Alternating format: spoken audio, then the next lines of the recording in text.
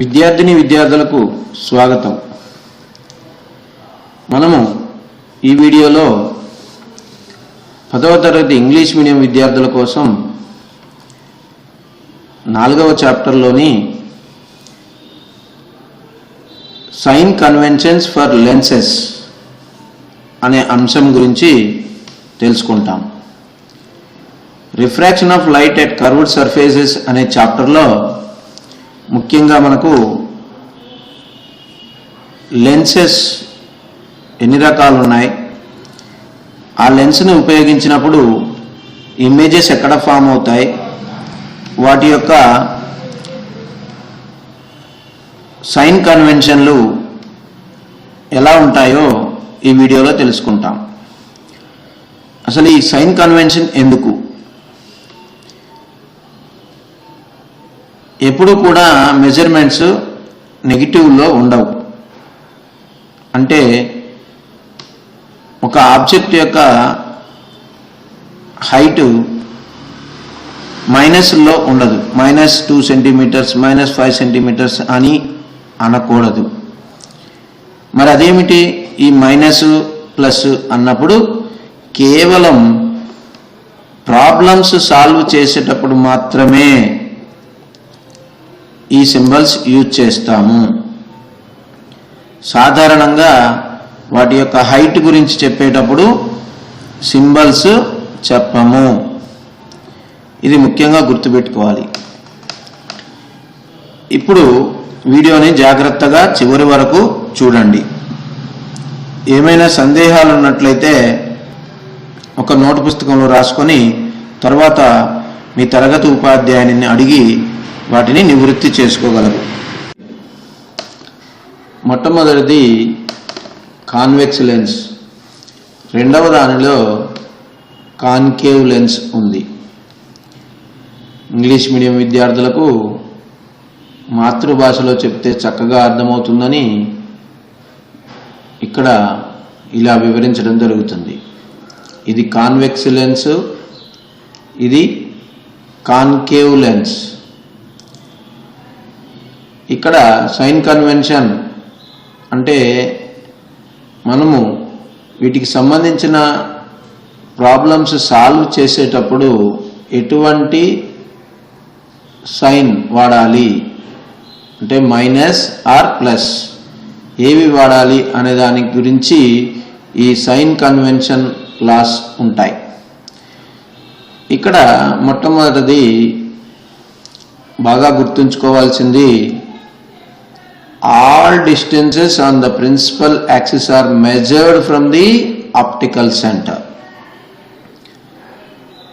ఇది మర్చిపోవద్దు. అన్ని కొలతలు, అన్ని మెజర్మెంట్స్ ఆప్టిక్ సెంటర్ నుంచి మెజర్ చేయాలి, కొలవాలి. ఇది గుర్తుపెట్టుకోండి. ఇక్కడ ఇటువైపు రైట్ సైడ్ అన్ని పాజిటివ్, లెఫ్ట్ సైడ్ అన్ని కూడా నెగిటివ్ ఉంటాయి.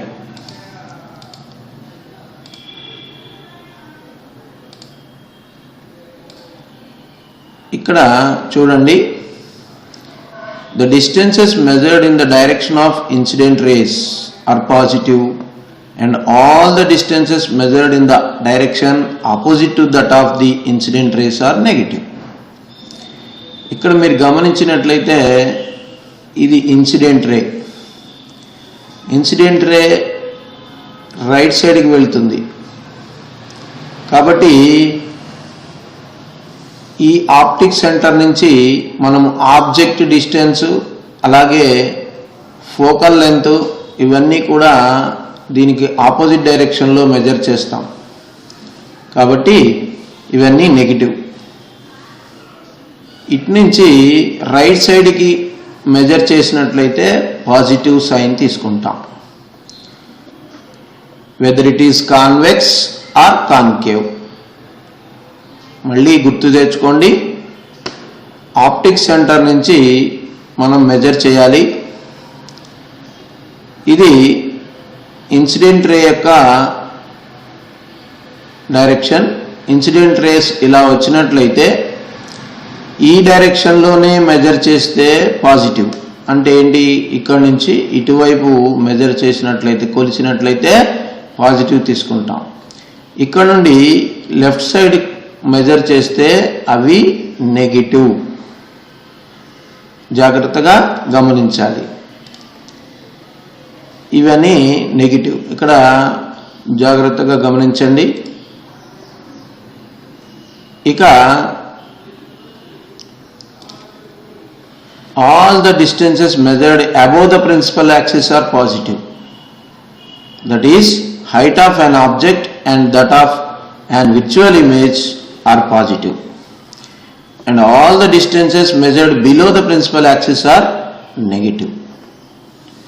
ఇక్కడ మనకు అర్థమవుతుంది, పైన వైపు ఉన్నాయి, ప్రిన్సిపల్ యాక్సిస్కి పై వైపు. These are all above the principal axis, they are positive. And these two are below the principal axis.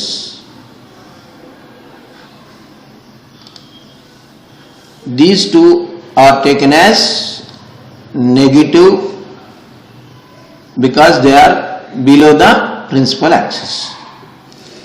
Principal axis ki paina unna vaatiki plus symbol తీసుకుంటాం, క్రింద ఉన్నట్లయితే మైనస్ తీసుకుంటాం. అంటే height of the object plus అవుతుంది. ఇక్కడ real image ఎప్పుడూ కూడా ఇన్వర్టెడ్గా ఉంటుంది. రియల్ ఇమేజ్ ఇన్వర్టెడ్గా ఉన్నప్పుడు దాని హైట్ని నెగిటివ్గా తీసుకుంటాం.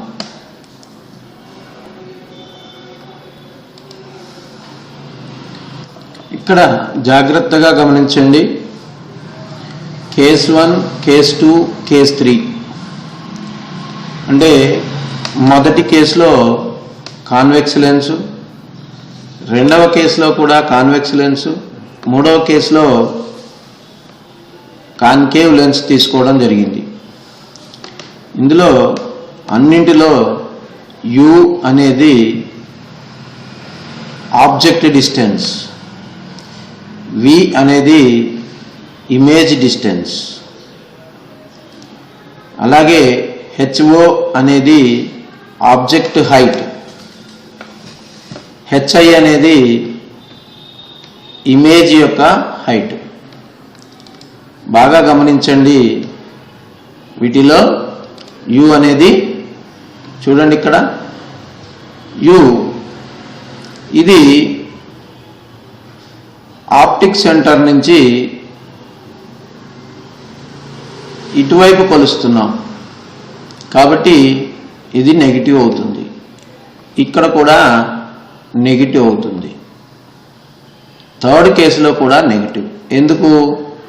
అన్ని రేసు ఇటు నుండి రైట్ సైడ్కి వెళ్తున్నాయి. మనం మెజర్ చేసేది దానికి ఆపోజిట్ డైరెక్షన్లో. కాబట్టి యు అనేది ఈ 3 కేసెస్లో నెగిటివ్. బాగా గుర్తుపెట్టుకోండి. ఇక ఇప్పుడు మనము ఇమేజెస్ గురించి చూద్దాం. ఇక్కడ ఇమేజ్ ఎక్కడ ఫామ్ అయింది? ఇమేజ్ ఇక్కడ ఫామ్ అయింది.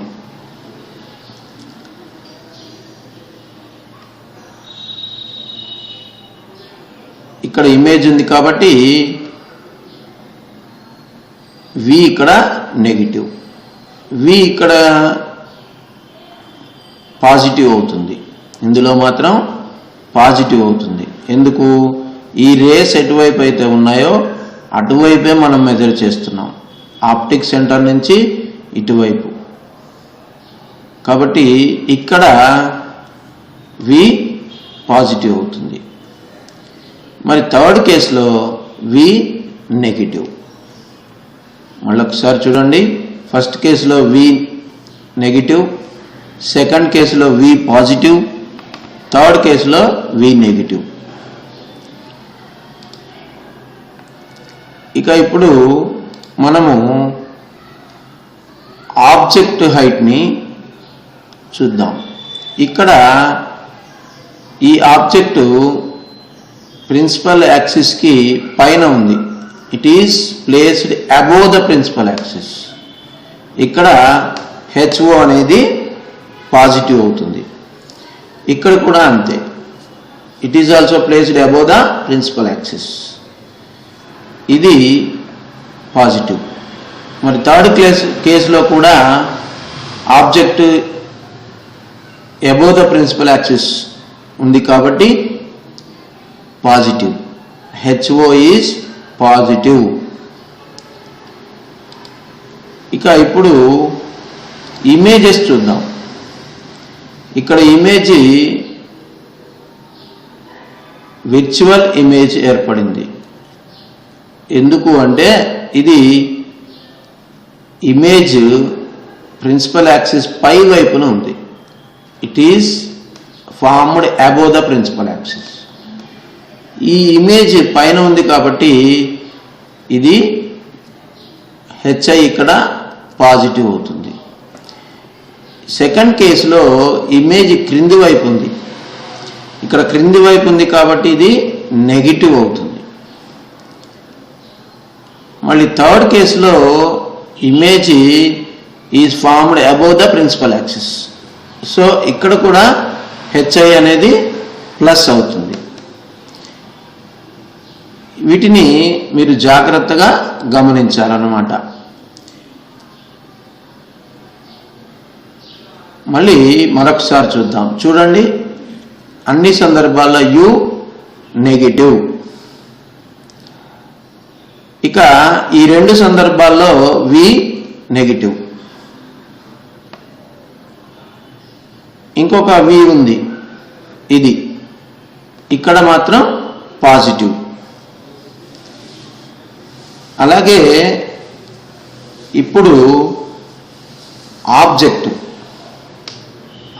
యొక్క హైటు మనం చూసినట్లయితే ఈ 3 కేసెస్లో కూడా ఆబ్జెక్టు ప్లస్. అట్లనే ఇమేజ్ ఈ 2 కేసుల్లో ప్లస్. ఇక్కడ ప్లస్. ఇదొక్కటి మాత్రం మైనస్ తీసుకుంటాం, ఎందుకంటే it is below the principal axis. ఈ విధంగా మనము సైన్ కన్వెన్షన్స్ని వాడతాం. వీటన్నిటినీ ఒక పట్టిక రూపంలో రాసుకున్నట్లయితే ఈ విధంగా కనపడతాయి. ఈ పట్టికని జాగ్రత్తగా మీరు గమనించండి.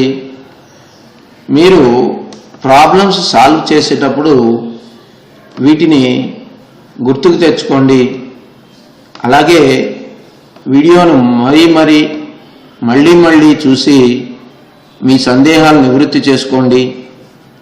అప్పటికీ మీకు సందేహాలు ఉన్నట్లయితే మీ ఉపాధ్యాయులను అడిగి సందేహ నివృత్తి చేసుకొని చక్కగా మార్కులు సాధిస్తారని, సబ్జెక్టుపై అవగాహన పెంచుకుంటారని ఆశిస్తున్నాను. ధన్యవాదములు. మరొక వీడియోలో మళ్ళీ కలుద్దాం. అంతవరకు సెలవు.